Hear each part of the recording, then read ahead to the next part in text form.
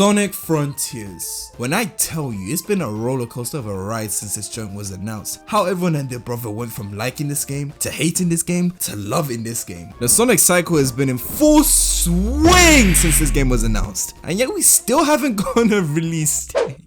It has been a little while now since the IGN news storm has passed over, and it seems like people aren't talking about the game as much. I say as much because Sonic Frontiers is still the next big Sonic game, main title and that. So there will be a few tweets here and there circulating the interwebs. But it seems like the main hype has died down. Do I really need to remind you guys why this game, even if it doesn't meet expectations, will still be the entire decade of mid that Sonic Team has been feeding us since Colors?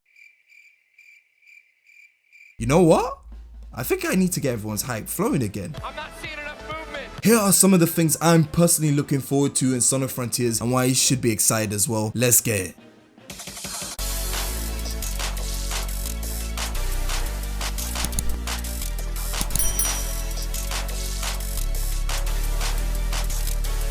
Okay, let's quickly take a look at the marketing of this thing. Lack of trailers aside, the promotional artwork that Sega's been putting out for this bad boy has been fire. Yo, there was that one ugly ass render that everyone roasted the shit out of, and rightfully so. I mean, they were cooking its ass. Just look at the colors on this thing, the shading, the posing, ugh. Like personally, I don't know a damn thing about 3D modeling or rendering myself, but you don't need to be an expert to know this is trash. Fun in the bin that shit right now. But surprisingly, they turned it around and gifted us with wave after wave after wave of new promotional material, all looking sexy. Chai! And they even dropped another one the other day, and it looked so good that fans thought it was fan-made, a fan render. I mean, looking at the colors and the saturation and everything, it does look like a Gens mod, but I can't lie, I'm digging everything about this. This other poster looks like it's a render straight from the dark era of Sonic, which surprisingly is a good thing. In fact, all of these promotional images feel like they're from the dark era instead of the stiff uninspired stuff from the modern era. Yeah, if you're new here, Sonic fans do backwards naming conventions all the time. It can get pretty confusing, so you better get used to it. And speaking of conventions, apparently there's one in the UK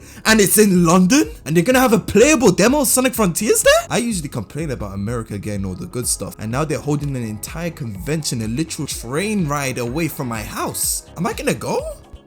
Probably not. But enough about that, let's move on to the next point in this video, the story. You know who else is excited for Sonic Frontiers story?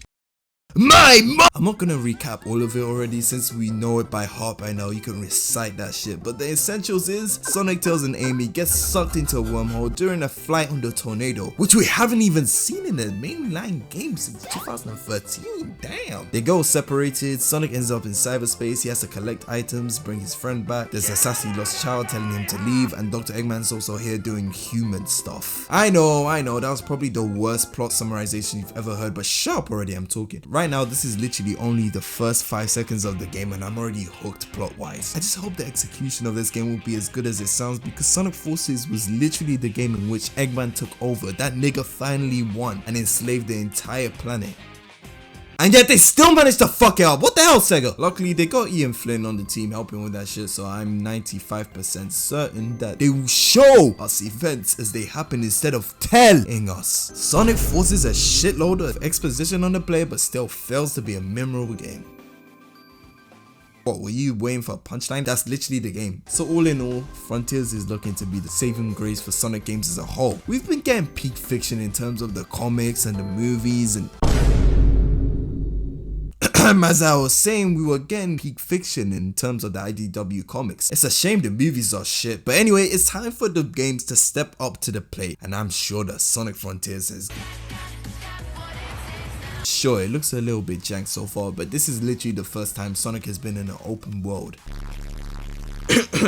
I mean open zone game.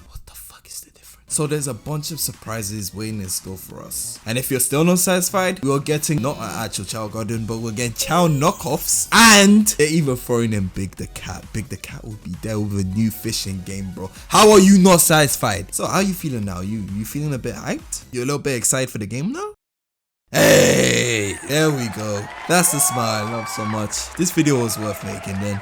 But for the love of chaos, release a proper actual game trailer already. Sega, damn! Ain't no one fumbled the bag this badly like you guys, man. Come on!